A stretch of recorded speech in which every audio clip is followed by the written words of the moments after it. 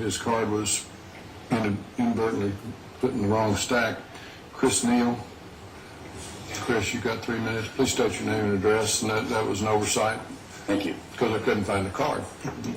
My name is Chris Neal. I live at 6620 Armstrong Court in Colleyville.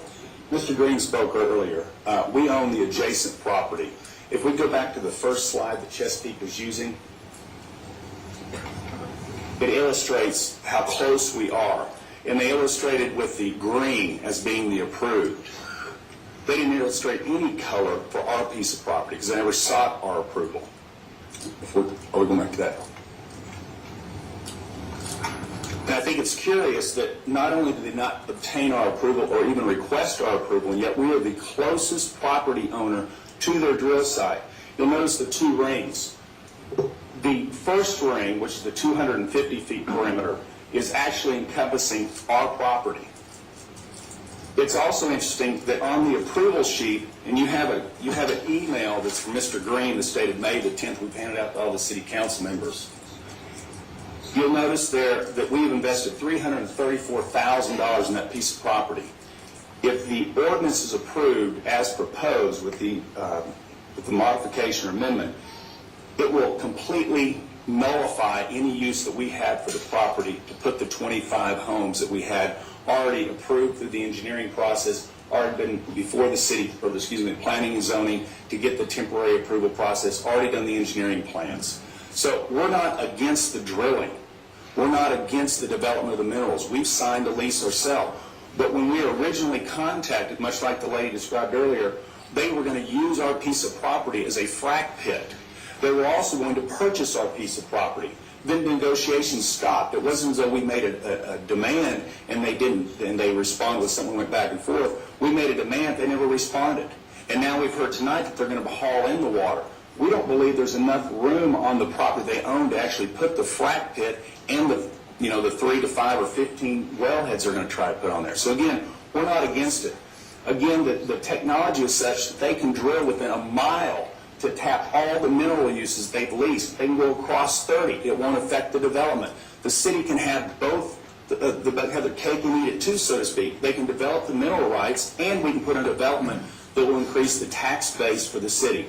So much like you commented, sir, that nobody's really commented on the zoning issue or the perimeter issue. That's the very issue we have. We're not against the drilling. We don't think there's a safety issue necessarily as much as it completely frustrates the purpose for which we bought the piece of property and spent the money on drilling.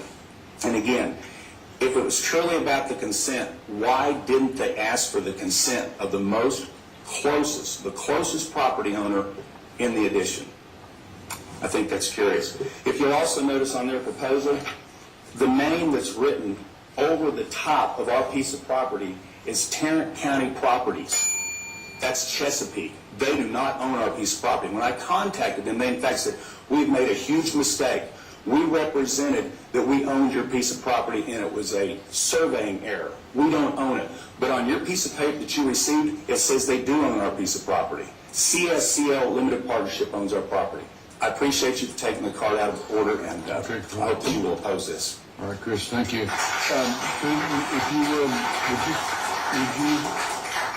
Susan, would you clarify why this permit was not necessary? The gas operator is only required to seek consent from protected property uses, and until there is a permit pulled for protected use on that property, it doesn't fall under those provisions, and so consent wasn't required from the adjacent property owner. Okay. All right, continuing with Ms. All right, Ms. Zimmerman, will you also yield to Ms. Scott? Ms. Scott? Well, I just wanted to clarify that if Susan could maybe tell us, or maybe it's Dana, but anyway, at what point would I know if a certain development is in place already, is it strictly a building permit for a protected use that it would have then caused Chesapeake to have to move their boundary, or would a final plat qualify as well? A final plat would not have triggered that, and I'm looking over at my attorney. It would not have required that. It is a building permit for the protected use, and this property is not final platted today. Okay, and I do want to Mr. Green and I'm sorry, Mr. Neal, I'm sorry. I do want you to know that I was in receipt of your correspondence. I do feel for you and I understand the situation, but I also know that you sent me a timeline that was well over 5 years long with this piece of property that extended well beyond the point when Chesapeake bought it, through a negotiation period and beyond. And there are things that you could have done with the city that would have protected that, such as filing for a building permit to build something there. If we simply protected every piece of property that was adjacent to a drill site because somebody had planned in the future to do something with it, there simply wouldn't be any drill sites because everybody's got a plan. And none of the property sits around with no dreams or hopes for what it could be. But unfortunately, we can't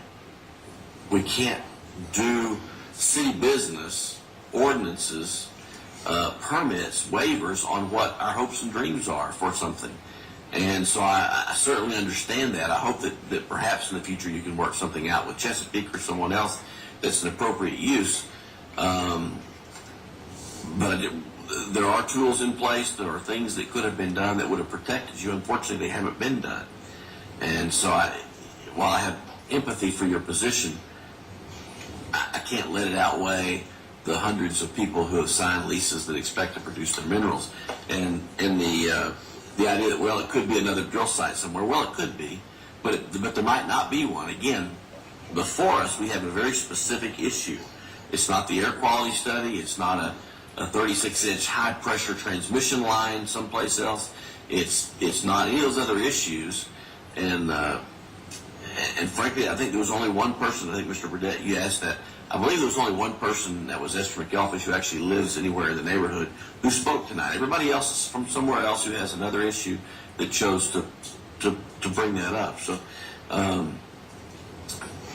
that's why I just have to, in almost all cases, defer to the folks who live in the neighborhoods, who are constituents of mine, that I've built up a trust and a relationship with over all these years to represent. That's why they hire me, is to do what they've asked me to do. And that's what these folks who I know well from the Ryanwood neighborhood, whether it's part of it's in Harmony or part of it's in the Ryanwood Neighborhood Association, is really immaterial. They are the folks that I know well, and I know what they want, and that's what I'm going to represent. And so I maintain my motion. All right, Ms. Hicks? I'll just say briefly that I too share the concerns of Mr. Moss about the proximity to protected uses.